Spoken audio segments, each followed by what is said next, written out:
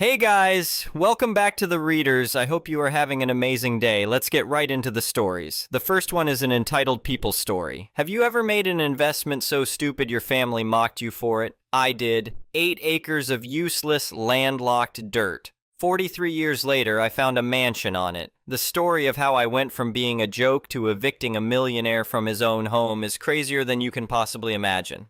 I'll be honest with you, I never thought buying 8 acres of landlocked property back in 1980 would amount to anything. I was 23, working construction, and had just gotten married. Money was tight, but I had this idea that land was always a good investment, even if you couldn't do much with it right away. The county was selling off parcels they'd acquired through tax defaults and other means, trying to clear their books.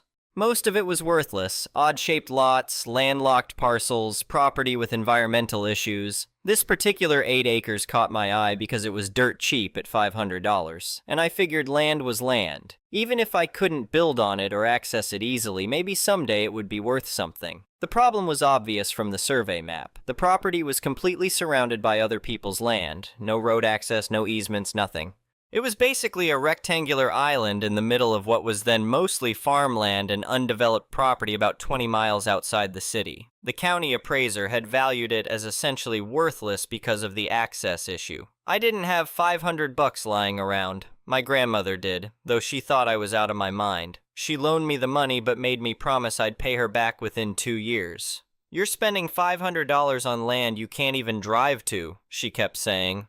I ended up paying her back in installments over about 4 years, usually $50 or $100 at a time when we had extra money. She passed away in the late 90s, never knowing what that land would eventually be worth. I think about that sometimes. So I bought the land, got the deed, filed it properly with the county recorder, and started paying property taxes on it every year. The taxes started at around $80 annually in the early years and had crept up to maybe $300 by the 2010s. Still basically nothing since the land was assessed as worthless due to the access issue. I kept every receipt, every tax payment record, every piece of paper related to that property in a file box in my basement.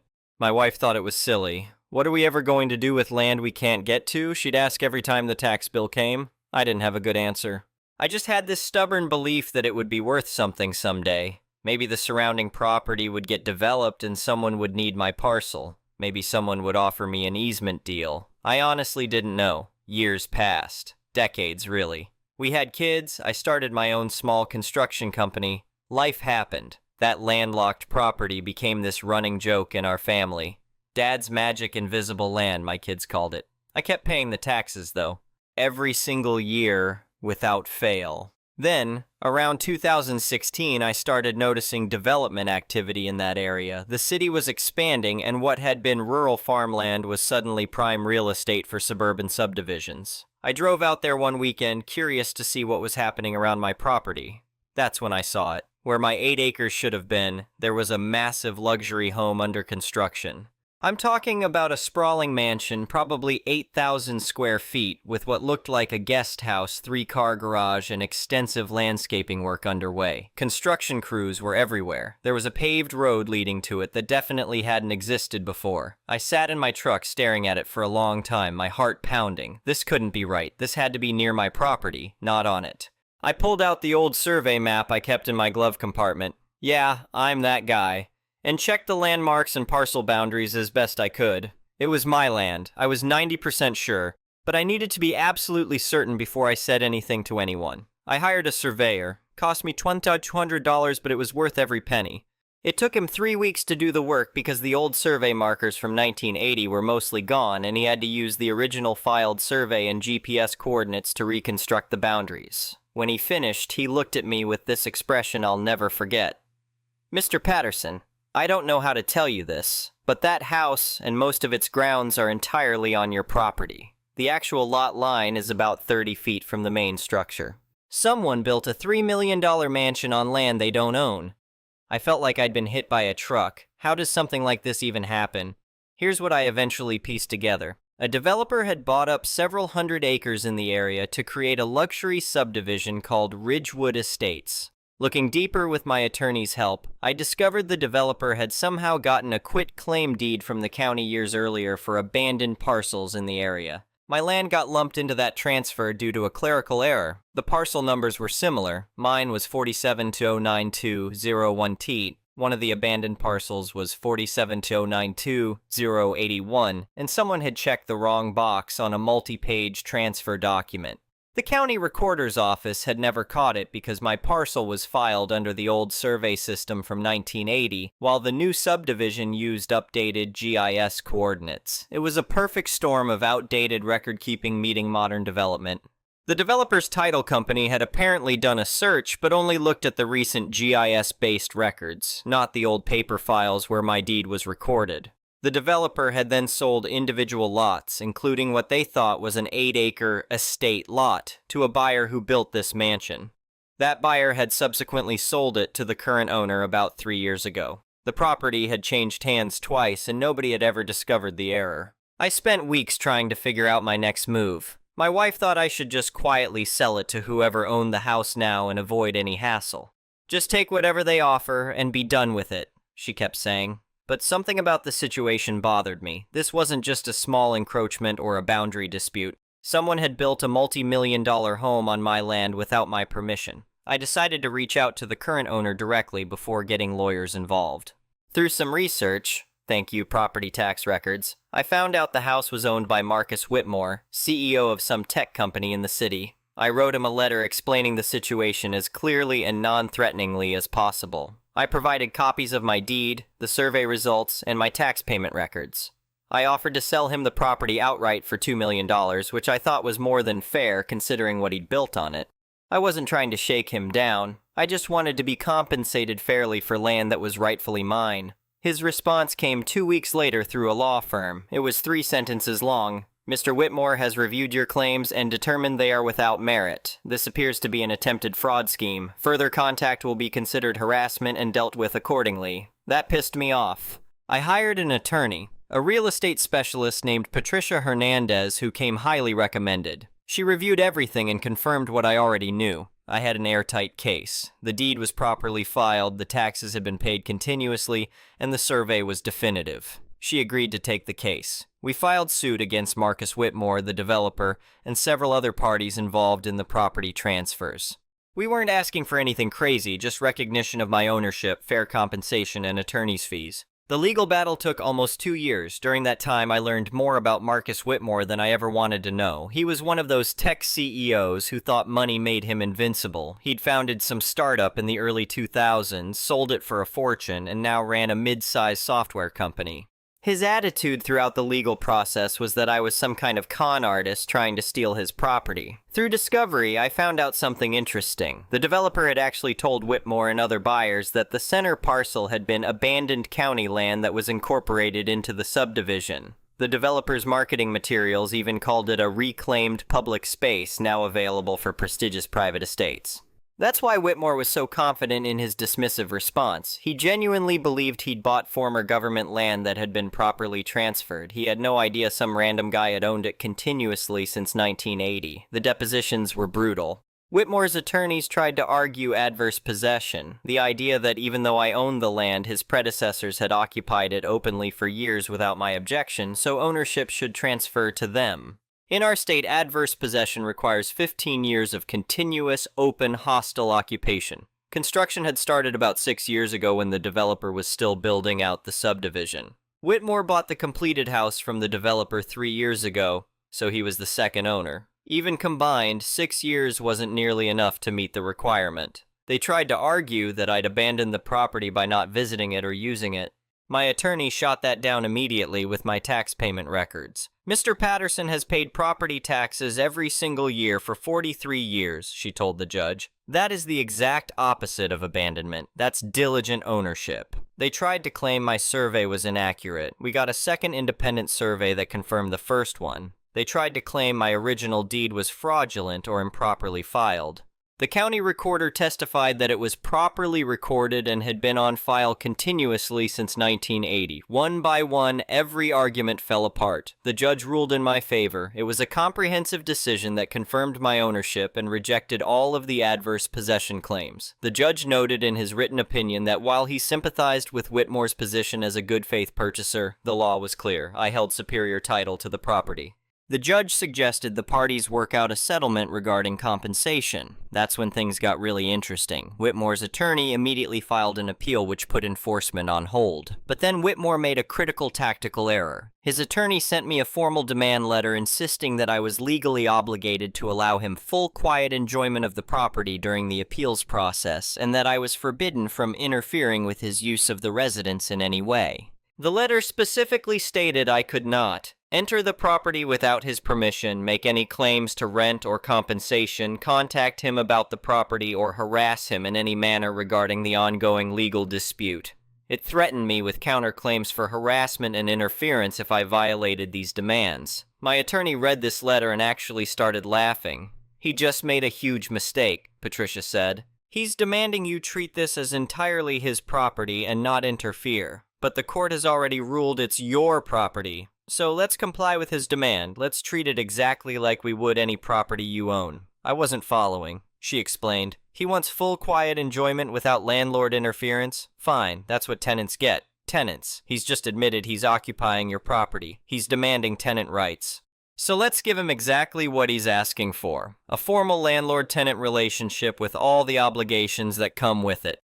We sent back a response agreeing to comply with his demands. We would grant him the quiet enjoyment he requested and would not interfere with his use of the property. However, since he was now officially requesting to occupy my property as a residence, we were enclosing a standard residential lease agreement as required by state law for any occupancy arrangement. The rent was set at $15,000 per month, actually below market rate for a property of that size and quality. The lease included completely standard terms, property insurance requirements, maintenance obligations, no structural modifications without written approval, and landlord's right to inspect with reasonable notice. We sent it certified mail with a cover letter. Per your demand for quiet enjoyment of the property, we are complying by offering you a formal lease agreement. This is exactly what you requested, the ability to continue living in the residence without interference while the appeals process continues. Please sign and return within 30 days, at which point the lease will become effective. His response was explosive. His attorney called Patricia screaming about extortion and blackmail. She calmly explained that Whitmore had demanded to remain on my property, we'd accommodated that request, and now he was refusing to pay for the accommodation. Your client can sign the lease, vacate the property, or purchase it from Mr. Patterson, she told him. Those are his options. What he cannot do is continue living there for free while claiming it's his property after a court has ruled otherwise. Whitmore refused to sign the lease. He also refused to leave. He continued living in the house, apparently believing his appeal would succeed and this would all go away.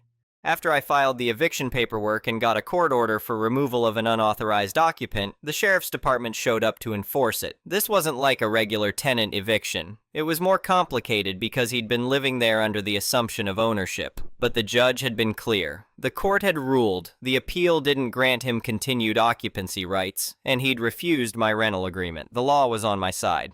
The eviction was scheduled for a Tuesday morning. I wasn't there. Patricia advised me to stay away. But she told me later that it was quite a scene. Whitmore had apparently assumed the sheriff wouldn't actually force him out, and was shocked when they started the process. He demanded to speak to various officials, threatened lawsuits, and generally made it difficult. But by the end of the day, he was out. I took possession of the house the next day. Walking through it for the first time was surreal. This enormous, beautiful house that I technically owned but had never seen the inside of. High-end everything, custom kitchen, imported tile, built-in sound system, the works. Whitmore had even left some furniture behind in his rush to get out. The appeals process dragged on for another 8 months. During that time, I couldn't sell the house or really do anything with it because the ownership was still being litigated. But I wasn't paying for it either. Whitmore was still responsible for the mortgage on his end, and I owned the land free and clear. I did pay for basic utilities and maintenance to protect the property. The appellate court upheld the lower court's ruling.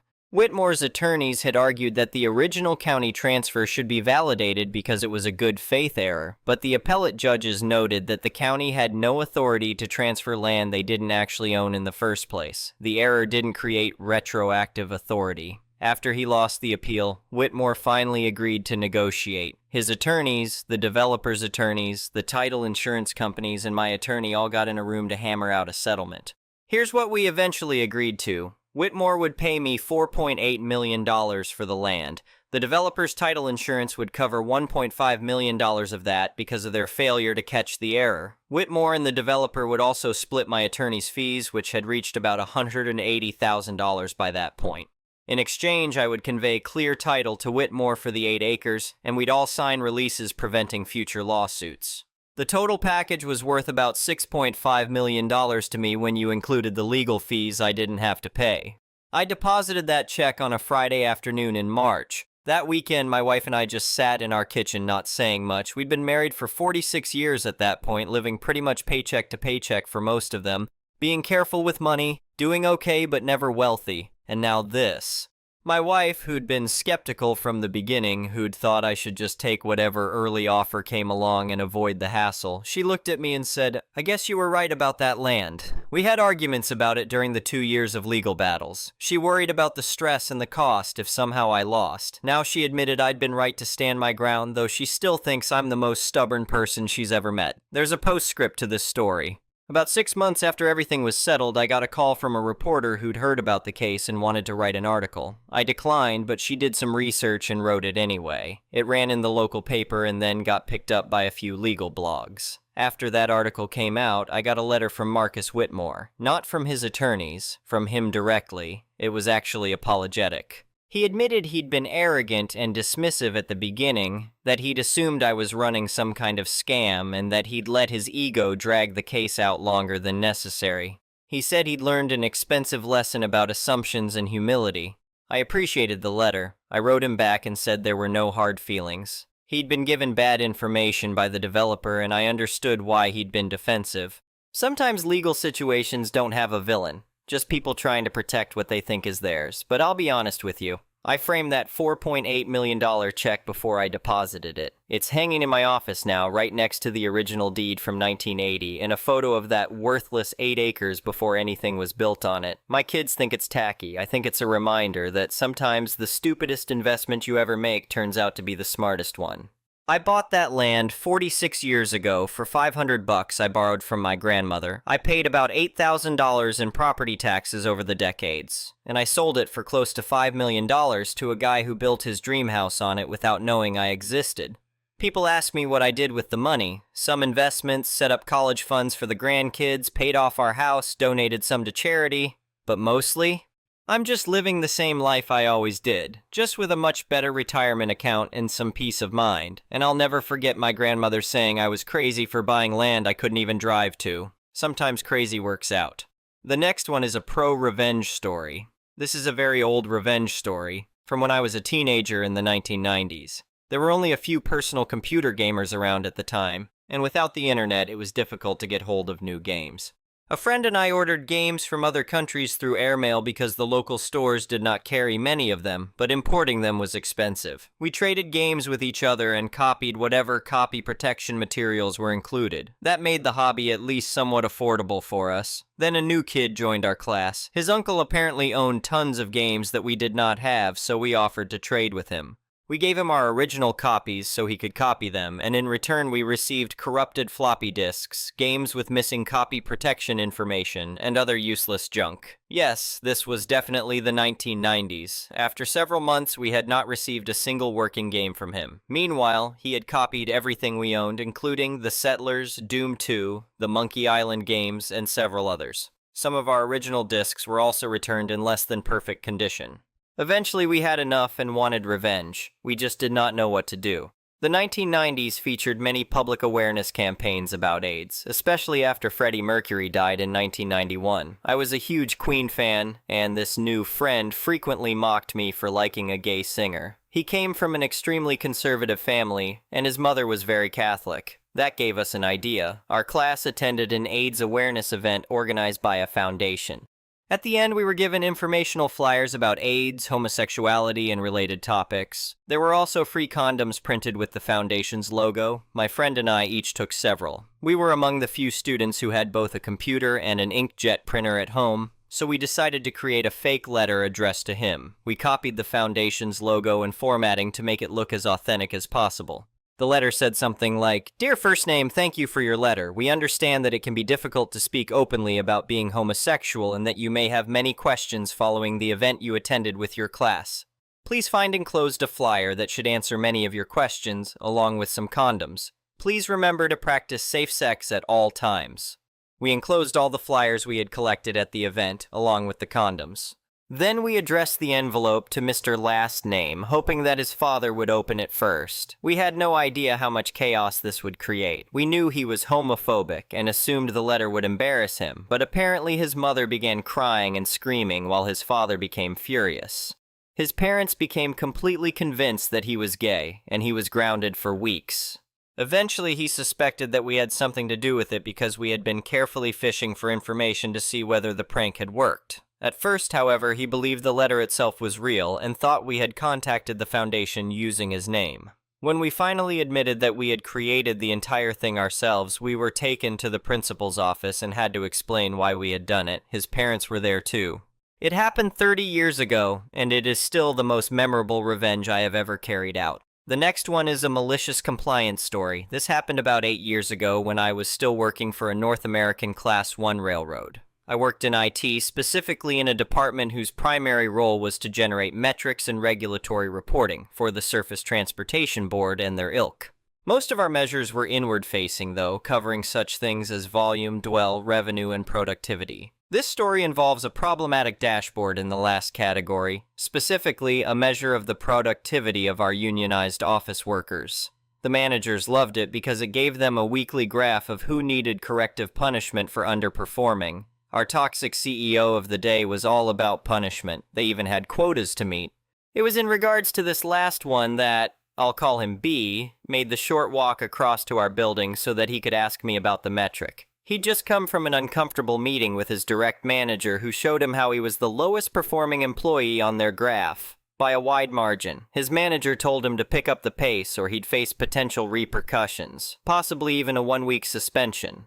B came to me because he knew I had access to the back end of the metrics and he wanted to know what they were measuring him on because he was never not busy. Some important background on B is that he was a very senior, conscientious employee. He had as much experience as the rest of his group combined, and he came to me because we went back about 20 years from my time in the union before I moved to IT.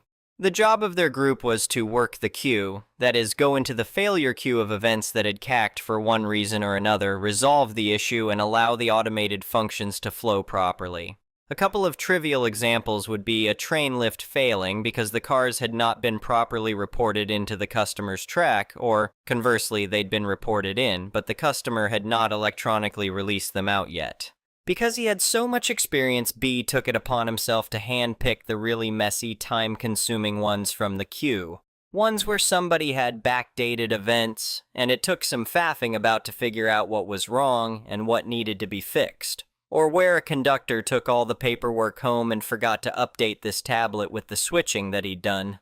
Basically, if it was something that might require phone calls and deep research, he would deal with it rather than let inexperienced folks struggle with it. I pulled up a pre-production version of the dashboard and scrolled through the source code to find the important bits. We discovered that it was looking for clusters of specific event types reported under an employee's user ID with at least a 2-minute gap between the clusters. He was puzzled over the last requirement, but I explained that it was so that a single train being processed would only count as one event. It might take a few minutes to fix the train, but the reporting was at the car level, and as long as no more than 2 minutes elapsed between the report on one car and the next, it would all count as a single incident to the dashboard. So it doesn't look at how many records you handle, only that they happen more than 2 minutes apart? He paused for a moment before adding, "That's really dumb. They don't care about complexity. They're seriously just counting how many times a person clicks OK. Somebody could game that pretty easily if they wanted." He walked away without saying anything else, but I could see the mental gears turning. He came back to me a couple of weeks later to give me the good news. He'd gone from being the most underperforming person in his group to being their top employee by just as big a margin. "It's great," he told me. "Forget all the complicated shit. I'm just grabbing the biggest trains from the queue. I work one screen of cars, then sit back and drink my coffee for exactly 3 minutes before I process the next. I finally have time to complete the crossword puzzle in my paper." Sadly, the company attributed his miraculous turnaround to their draconian discipline practices, and never clued in that while their numbers went up, their actual productivity had tanked a bit. The only real consequence to him was that his job became a lot easier, and he got to slide into retirement on a high note. The next one is an entitled people story. This happened more than 20 years ago, but for some reason this man popped into my head today. I think he belongs here. At the time, I was living in Florida and working as a bartender. The bar was nothing special. It was mostly a neighborhood place where regulars stopped after work for a couple of beers and a game of pool. On Friday and Saturday nights, we had a karaoke disc jockey. On my first day, the owners warned me about one particular customer. They told me that he would want me to listen to him tell stories, usually the same stories over and over again. I was expected to let him talk, act interested, and remain pleasant because he had been a regular for many years, and they did not want anyone offending him. I asked what I should do if I became busy. They said I should politely tell him to wait because I had customers to serve and hoped that he forgot what he was saying. I thought it would be no big deal. The man, whom I will call Rob, was probably in his early 50s. He came into the bar every single day after work and stayed for hours, drinking beer and talking, and then talking some more. His wife would sometimes call the bar and ask us to tell him to come home, but he usually refused. A few times she showed up personally and dragged him out. I used to pray that she would do that every day. Rob wanted to monopolize the bartender's attention. If you became busy and walked away to serve another customer, he would pout and become angry. If serving that customer took longer than he believed it should, he expected you to rush back immediately so he could finish his story. If you did not return fast enough, he would loudly call you back from across the bar. Sometimes I would overhear other customers having a genuinely interesting conversation that I wanted to join, but I could not because Rob would sulk and demand that I return to listen to another one of his repetitive stories. Thankfully, he understood that nobody had time to entertain him when the bar became extremely busy. On Friday nights, once the karaoke crowd began arriving, he accepted that his personal conversation time was over and usually left. One evening during the week, a group of 8 people came in. They were co-workers celebrating the youngest member of their group turning 21. They had brought her to the bar for her first legal drinks. Our usual customers ordered beer, whiskey, or perhaps a rum and coke. This group wanted elaborate cocktails I had never prepared before, including sex on the beach and something called a Fuck Me Blue.